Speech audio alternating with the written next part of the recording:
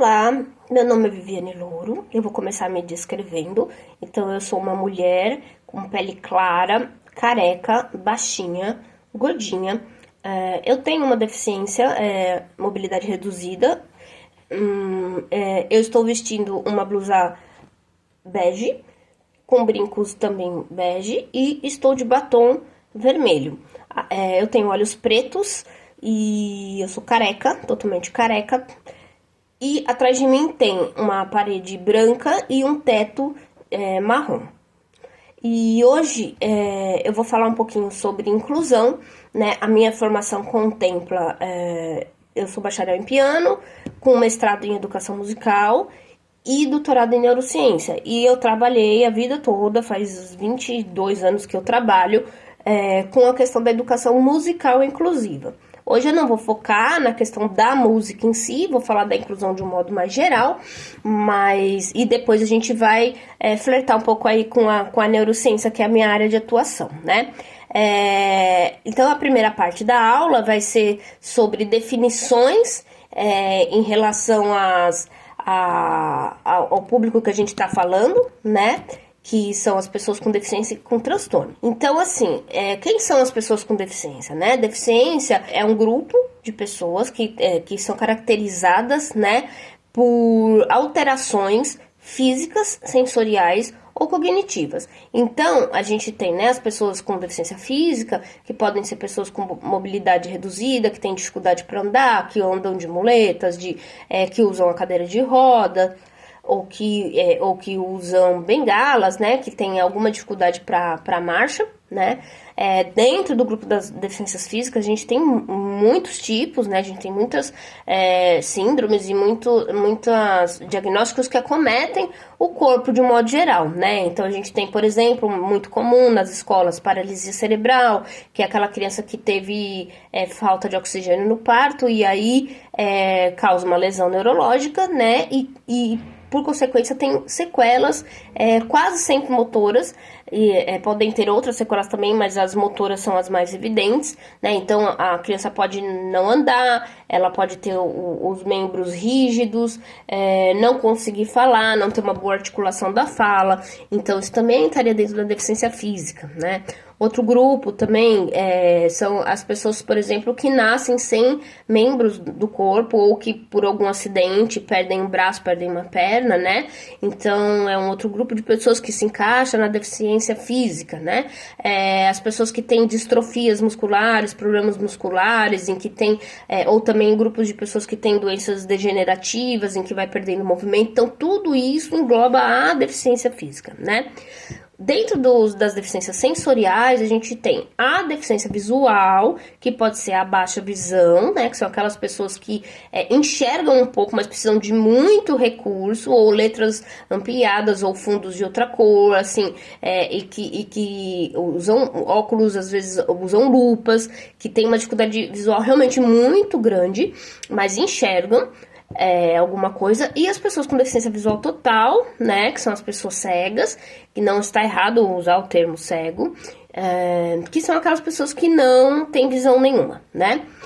E aí a gente tem, dentro também das deficiências sensoriais, a deficiência auditiva, que pode ser a surdez, né, que também é aquela pessoa que não ouve, não escuta nada, enfim, muito pouco, assim, que não podemos dizer que não é uma escuta funcional, e também as pessoas com baixa audição, né, com perda auditiva, que pode ser num ouvido só, pode ser nos dois, mas que tem ainda alguma cuidade auditiva e com o uso de aparelhos, ou às vezes até sem aparelho, ela consegue ouvir, mas ela tem um pouco de dificuldade, né? E aí a gente tem o outro grupo, que é a deficiência intelectual, ou que a gente pode chamar também de rebaixamento cognitivo, que são aquelas pessoas que têm uma dificuldade na cognição, né? No aparato neurológico do aprendizado, na estrutura cerebral referente ao aprendizado e também acaba cometendo as questões sociais, né? Então, são pessoas que têm uma dificuldade de aprender, elas aprendem, mas elas têm dificuldades e elas têm, pode ter comorbidades sociais, né? Dificuldade de ter autonomia, dificuldade da vida diária, de mexer com troco, de entender bem as regras sociais, de adequar o comportamento. Então, a deficiência intelectual, ela acaba afetando boa parte da vida da pessoa, né? E quando a gente tem combinações dessas deficiências, a gente tem as deficiências múltiplas. Então, a gente tem, por exemplo, uma pessoa que nasce surda e cega, né? Ela estaria dentro da deficiência múltipla. Um cadeirante que também é cego, então é uma deficiência múltipla, né? E dentro do grupo aí que a gente acaba legalmente falando, considerando deficiência, a gente tem as altas habilidades, né? Que estaria dentro do âmbito dessa questão da deficiência cognitiva, no sentido de que é uma cognição muito acima da média, né? Então, algo que é muito para mais ou muito para menos estaria dentro desse âmbito da deficiência, né? Então, as pessoas que antigamente chamavam superdotadas, hoje a gente fala de altas habilidades, que também é um grupo assegurado por lei, né, em relação à inclusão. Essas são as pessoas com deficiência. Agora, as pessoas com transtornos, é mais complexo o transtorno, né? Porque o transtorno é tudo aquilo que afeta a mente, o emocional e o comportamento. Tá? Então, enquanto a deficiência ela vai afetar mais o corpo e o sensorial e a estrutura física do cérebro, do corpo, do olho, do ouvido e tal, os transtornos eles vão afetar mais a estrutura mental, emocional, psicológica e comportamental. Vai estar ligado mais à funcionalidade do aparato mental, né? Dentro dos transtornos, a gente tem uma série de transtornos, são muitos mesmo, né? Quem diagnostica os transtornos, a gente tem um manual, né? Que é o DSM, que é o manual do diagnóstico das doenças mentais, né? Dos transtornos mentais, a gente não chama mais doença mental, chama de transtorno mental atualmente. E esse manual é que dita, digamos assim, né? Os critérios dos transtornos, porque o transtorno ele é muito mais complexo que a deficiência, porque a deficiência é uma coisa assim, ou a pessoa enxerga ou não enxerga, né? Não tem muita variação, não tem muito subjetividade. Agora os transtornos são complexos, porque tá ligado muito à emoção e ao comportamento. E isso também tá ligado à cultura, né? Então eu sempre dou esse exemplo para os meus alunos. Se eu ver uma pessoa, sei lá, rodando e falando sozinha na rua, provavelmente eu vou achar que ela tá num surto, que ela tá com algum problema emocional, né? Mas se essa pessoa estiver num contexto religioso, por exemplo, numa igreja ou num centro de umbanda, por exemplo, aquilo lá tem outro contexto. Ninguém vai vê-la como uma pessoa com um problema, com uma questão psiquiátrica, né? Vai vê-la assim como fazendo parte daquele ritual. Então a gente tem que entender que os transtornos eles dialogam com cultura, com religião, com as vivências da pessoa. Então é mais difícil de diagnosticar, né? E dentro dos transtornos, a gente tem um grupo imenso. A gente tem, por exemplo, os transtornos do neurodesenvolvimento, que é onde entra o autismo, né? A gente vai ter os transtornos de aprendizagem, que é onde vai entrar, por exemplo, a dislexia, né? A descalculia, que são transtornos ligados mais ao aprendizado da alfabetização em si, né? A gente vai ter os transtornos mais psiquiátricos mesmo, que aí também tem um grupo imenso dentro dos transtornos psiquiátricos. Por exemplo, né, a gente vai ter dentro dos transtornos mentais, a gente tem, por exemplo, as psicoses, né? Então, quando rompe com a realidade, eu tenho uma psicose. Então, a esquizofrenia, né, a mais conhecida delas. Eu posso ter os transtornos de personalidade, que é aquela estrutura psíquica mais que fundamenta a personalidade do indivíduo, né? Então, dentro dos transtornos de personalidades, eu tenho a borderline, eu tenho, né, a personalidade borderline, eu tenho a personalidade antissocial, que é popularmente conhecido como psicopatia, tenho personalidade narcisista, então tem subtipos, né? Eu posso ter os transtornos de humor, então a depressão, a ansiedade, né, estariam dentro dessa ideia dos transtornos, né, de humor e também a bipolaridade. Eu posso ter os transtornos de sexualidade, que são aquelas pessoas que têm parafilias, que são aquelas pessoas que têm desejos sexuais muito atípicos. Então, por exemplo, necrofilia, que são pessoas que têm atração por cadáveres, a pedofilia, né, é considerado um transtorno. Então, a gente tem um número imenso de transtornos, né? Então, a deficiência ela é um pouco mais fácil, tanto de diagnosticar, quanto de observar e perceber que alguém tem uma deficiência, né? E de lidar. O transtorno ele é mais complexo, porque ele vai lidar com questões culturais, das vivências pessoais, religiosas, também tem questões químicas, né? Vai estar ligado a comportamento, às emoções e as questões sociais. Então, ele é um grupo muito maior. Então, ele é realmente muito mais complexo, né? É desse público que nós vamos falar hoje, né? Tanto das pessoas com deficiência quanto das pessoas com transtorno, ok? E aí, o que a gente precisa entender, né? Que a gente fala tanto de inclusão hoje em dia, mas é que assim, a gente tem um histórico muito nefasto em relação às pessoas com deficiências e com transtorno, né? Porque hoje em dia se fala um pouco mais de inclusão, as pessoas, eu acho que o preconceito tá assim um pouco menor, né? A gente vê as pessoas falando isso mais na televisão, a gente começa a ver despontando algumas pessoas com deficiência na mídia, alguns influencers, né, que são pessoas com deficiência. Então essas pessoas, né, a questão da saúde mental tem sido falada mais. Então, isso tem melhorado, mas ainda é muito longe de ser o ideal, né? E por que a gente tem tanta dificuldade de lidar com a deficiência e com o transtorno? Porque a gente tem um histórico muito ruim, né? Então, eu sempre brinco não, porque é verdade, né? Que essas pessoas entraram para a sociedade pelas portas do fundo, né?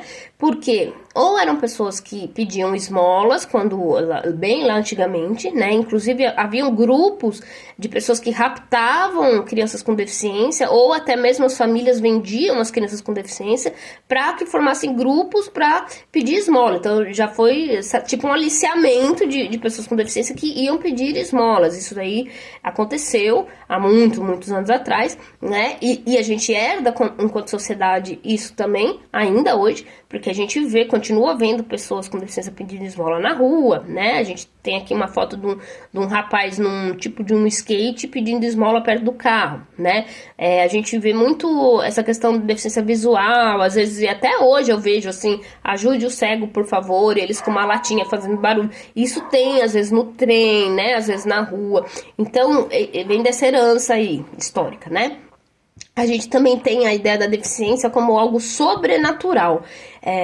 Então a gente ainda tem um imaginário de que a pessoa com deficiência ela vem para aquela família ou para ensinar uma lição, ou por causa que tem um karma, ou porque ela é um presente de Deus, e aí eu fui a mãe escolhida para cuidar desse anjo azul. Então as pessoas têm essa coisa de colocar a deficiência num lugar que desumaniza, né? Onde que, na verdade, assim, o autismo é uma síndrome, né? Que acomete geneticamente e que dá vários sintomas cognitivos, comportamentais, motores, enfim, né? É isso. Só que quando a gente coloca assim, mas é um presente de Deus, veio para me transformar num ser melhor, mas é um anjo azul, é um indivíduo assim que é o amor puro e não existe maldade e tal, a gente tá pondo ele quase como se ele não fosse uma pessoa. E isso fica difícil também a gente pensar em inclusão quando a gente não tá pensando que são pessoas, né? Então a gente tem muitas histórias, né? Um histórico muito sobrenatural também, digamos assim, em relação à deficiência, né? Aqui tem a foto, por exemplo, vocês estão vendo aí um menininho albino, né? Que não tem o braço e perto de uma pessoa. Isso daí é de uma reserva de albinos que existe na África, porque tem algumas culturas lá que entendem que os albinos são seres especiais e abençoados, e por isso eles sacrificam albinos para fazer rituais religiosos, para beber o sangue, ou para fazer amuleto com os dedos e partes da mão do albino, né? Então, assim como o dedo, né, não tem pé de coelho da sorte, lá eles acham que é mão de albino, entendeu? Então, isso, né, você coloca essa pessoa num lugar como se ela não fosse humana. Aqui tem uma outra foto, né, de um rapaz na cadeira de rodas, que é de um menino indígena cadeirante, que ainda existem algumas culturas ainda hoje, inclusive aqui no Brasil, que quando nasce uma criança com deficiência, ela precisa ser sacrificada, porque entende-se que a deficiência é um mau presságio para aquela comunidade. Então essa pessoa precisa ser sacrificada. E esse é um menino, por exemplo, que a mãe não quis sacrificar e ela foi expulsa da aldeia, da comunidade dela com o filho, né? Então, essa ideia da deficiência como algo sobrenatural, ela vem de muito tempo e ela existe ainda hoje, né? Outra questão importante é entender que as pessoas com deficiência também já foram motivo de muito espetacularização, né? Então, a ideia do bobo da corte, né? Também tivemos os circos, aqueles circos de aberração, circo dos horrores, né? Que tinham exposições de pessoas que só tinham deficiência, né? Então, gêmeos siameses, ou pessoa que não tinha os braços, não tinha as pernas, então eram colocadas como atração de circo para as pessoas iam lá e ficavam horrorizadas, aquela coisa toda, né? E quando a gente vê os bobos da corte, por exemplo, nos filmes ou em pinturas, é sempre uma pessoa com nanismo, né? Ou é sempre uma pessoa com uma afeição estranha, um corpo diferente, né? Um corpo deformado, porque essa ideia de usar a pessoa com deficiência ou com transtorno, né? O que é o bobo? O bobo é aquele que não entende nada, é o que a gente pode rir, fazer piada, é aquele ingênuo, né? Então seria talvez uma pessoa com uma deficiência intelectual ou com algum transtorno psiquiátrico, né? Então, essas pessoas foram muito ridicularizadas durante a história, né? E até hoje são usadas, às vezes, em programas de televisão, né? Aqui tem a foto, por exemplo, do ET e do Rodolfo, que foram aqueles personagens que era acho que do programa do Gugu, né? E nitidamente o ET tem uma deficiência e eram pessoas que eram ridicularizadas, né? Então, hoje isso não pega mais tão bem, então a gente não vê mais tanto, né? Mas a gente pode ainda acabar esbarrando com isso, né? Tem inclusive um filme muito bom, que é o filme desse cartaz que tá aqui no slide, Freaks, que é um filme de 1932, que foi feito com uma trupe de circo da época, que eram só de pessoas com deficiência. Então o filme se passa no circo, tem todo um enredo lá do circo, e os atores são as pessoas com deficiência que eram essa trupe real do circo. Então é muito interessante assistir esse filme para ver como que era mesmo essa questão das trupes de circo com pessoas que tinham algum tipo de deficiência ou transtorno, né? Então a gente tem que tomar cuidado para não continuar com esse tipo de mentalidade, porque hoje em dia a gente pode espetacularizar as pessoas de uma outra forma, né? Quando, por exemplo, sei lá, a pessoa vai num programa de televisão, por exemplo, e ela canta maravilhosamente bem, mas não tem os braços, por exemplo, e aí as pessoas, nossa, ficam aplaudindo, ou a pessoa, enfim, né, tem alguma deficiência e faz alguma brincadeirinha, as pessoas ficam rindo. Então, assim, a gente tem que tomar um pouco de cuidado com isso, para não reproduzir esse tipo de coisa, né?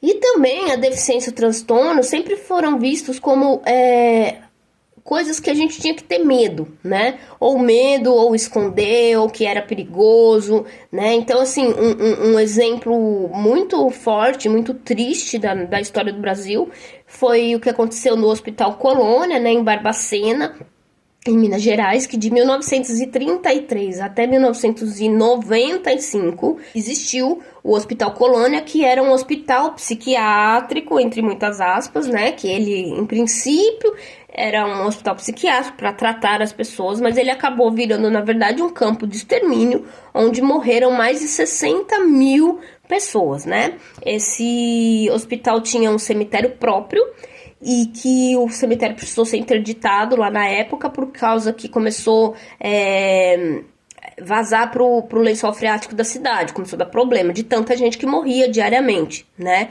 Tem um filme e um livro que chama Holocausto Brasileiro, que é da Daniela Arbex. Ela ganhou inclusive o prêmio Jabuti com esse livro. Ela é uma jornalista investigativa que descobriu o Barbacena, né, que descobriu o Hospital Colônia e foi fazer uma pesquisazinha, e dessa pesquisazinha ela descobriu essa monstruosidade que foi praticamente um campo de extermínio. Ela escreveu o livro, ganhou o prêmio e depois fizeram um documentário sobre o livro, e vale muito a pena assistir. Tem na Netflix e eu recomendo, apesar de ser muito pesado, muito difícil, mas eu acho que a gente precisa saber que isso existiu no Brasil e a gente precisa, não pode esconder isso da nossa história, né? E aí isso me assusta muito, porque pensar que foi um lugar que existiu por quase 100 anos e a gente não vê isso nos livros de história, né? A gente não vê ninguém falando sobre isso, as pessoas foram exterminadas, não teve nenhuma reparação, nenhum pedido de desculpa, nenhuma indenização para as famílias, absolutamente nada. Por quê? Afinal, né, é louco, é gente doente, é gente com deficiência, então assim, são aquelas pessoas que a gente precisa deixar fora da sociedade, né? São as pessoas invisibilizadas. Então a gente tem que tomar muito cuidado para não reproduzir esse histórico nefasto, terrível, né? Que a gente sempre teve em relação às pessoas com deficiência e com transtorno.